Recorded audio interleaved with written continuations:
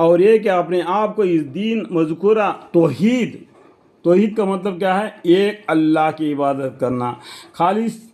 کی طرف اسی طرح متوجہ رکھنا کہ اور سب طریقوں سے علیحدہ ہو جاؤ، اور مجھ کو یہ حکم ہوا ہے کہ کبھی مشرک مت بننا۔ یہ دیکھو یہاں پر میں بتا رہا ہوں مجھ کو کا مطلب کیا ہے؟ ہمارے پیغمبر کا نام ہے انڈائریکٹ میں، ٹھیک ہے؟ مجھ کو یعنی ہمارے پیغمبر صلی اللہ علیہ وسلم کو اللہ حکم دیتے ہیں کہ یہ حکم ہوا ہے کہ کبھی مشرک مت بننا،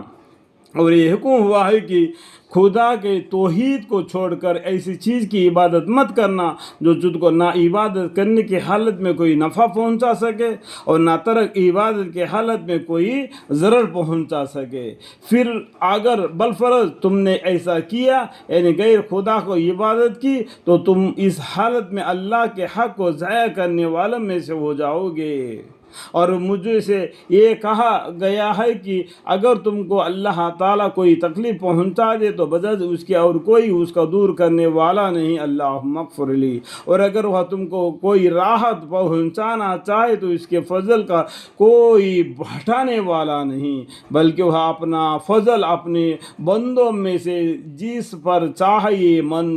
منبذول فرمائے، اور وہ بڑی مغفرت اور رحمت والے۔ اب یہ بھی کہہ دیجیے کہ اے لوگو، تمہارے پاس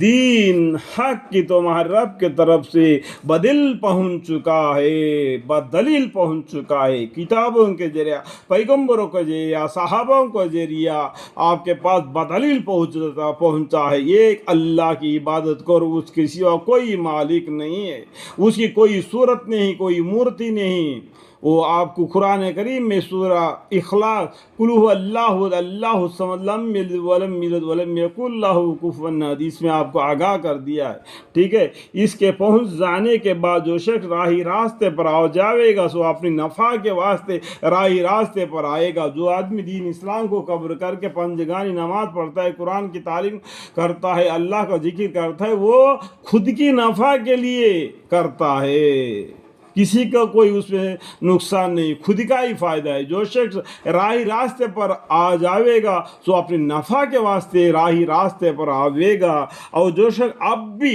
اتنا آنے کے باوجود بھی بے راہ رہے گا تو اس کا بے راہ ہونا یعنی اس کا وبال بھی اسی پر پڑے گا، اور میں تم پر کچھ بطور ذمہ داری کے مسلط نہیں کیا گیا، اور آپ